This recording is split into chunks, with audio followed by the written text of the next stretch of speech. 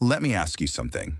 What if everything you're chasing, the better job, the perfect relationship, all the money in the world, what if it's all a big case of mistaken identity? Well, in this explainer, we are going to pull back the curtain on the surprising truth behind what we really want. So let's just jump right in with a little thought experiment. And I want you to be really honest with yourself here, because your answer is going to reveal something pretty fundamental about what makes you tick. No, seriously, think about it for a second.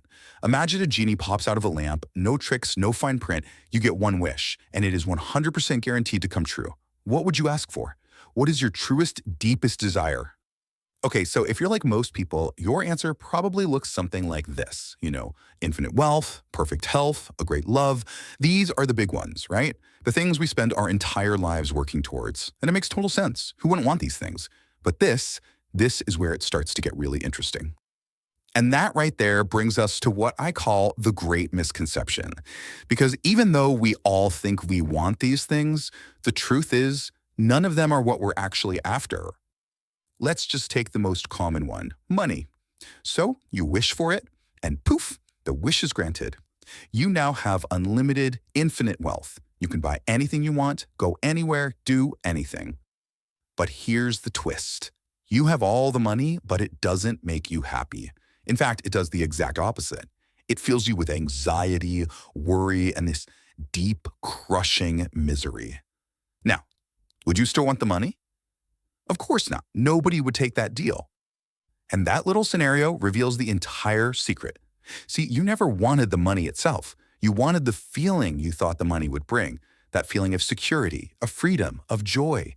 We don't want the sports car. We want the feeling of being admired. We don't want the perfect relationship. We want the feeling of being loved. So this chase for the thing puts most of us on what we'll call the indirect path. It's this long, winding, and honestly pretty frustrating road we take to try and get to the feeling we really want. At its heart, the indirect path is based on a single core belief that in order to change how I feel on the inside, I first have to change my world on the outside. And for a lot of us, this has just become our default way of living. This creates a life that's just a constant chase. It's that I'll be happy when syndrome. I'll be happy when I get the promotion, when I move to a new city, when I find a partner. Happiness is always just over the horizon, waiting for the next accomplishment. The only problem is there's always another horizon. And that's the fundamental issue with this whole indirect approach. It has one tiny little flaw. It doesn't work.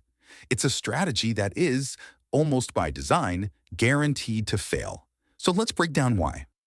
There are two huge reasons. First, the outside world is chaotic. It's completely unpredictable. You can't control it. So tying your inner peace to something you can't control is, well, it's a recipe for anxiety.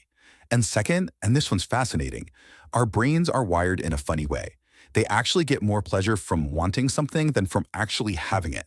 The real thrill is in the chase, not in the prize itself. And if you need proof, just look around us. We've all seen examples of people who achieved everything on that wish list, the money, the fame, the success, and they were still deeply unhappy. I mean, think of brilliant people like Anthony Bourdain or icons like Marilyn Monroe. They won the external game, hands down, but tragically, they lost the internal one. It's heartbreaking, and it proves that external success is no guarantee of internal peace. So, if the indirect path is a dead end, what's the alternative? Well, thankfully, there is another way. We'll call it the direct path, and it's all about doing the inner work. The direct path just flips the whole script. Instead of trying to control the uncontrollable world out there, you focus on the one and only thing you can actually influence, your own inner world. This means understanding your thoughts, questioning your beliefs, and learning how to generate those feelings of peace and joy directly from the inside out, no matter what's going on around you. This lays out the difference perfectly. The indirect path is like trying to fix the inside by constantly rearranging the furniture outside. The direct path is about fixing the inside so you can enjoy the outside no matter how the furniture is arranged. It's about building a solid inner foundation so you can handle anything the world throws at you. Now, let's be super clear about this. This is not about giving up your ambitions and just meditating in a room all day. Absolutely not. It's about still going after your goals, but pursuing them from a place of wholeness and peace. instead of a place of desperate neediness where you think that next thing is finally going to fix you. So now that we have this new understanding, let's circle all the way back to that first question. It's time to make a wiser wish. Okay, the genie is back. One wish, 100% success rate. But this time, you know the secret. You know it's not about the thing, it's about the feeling. So what do you wish for now? Well, the wiser wish is to just ask for the feeling directly. You cut out the middleman. Instead of wishing for infinite wealth, you wish for a deep, unshakable peace. Instead of wishing for the perfect partner, you wish for the capacity to feel and give boundless love. You go straight for the internal state, not the external object you hope will create it. Just remember this. Your mind is a wanting machine. It's a treadmill that's always asking what's next. The only way you can ever get off that treadmill is to stop believing that the next thing is the final destination. And that brings us to the ultimate takeaway here. Happiness isn't a destination you arrive at. It's not some prize you win. It's a skill you have to cultivate and practice, just like learning an instrument or working out at the gym. And like any skill, the more you work at it, the stronger it gets.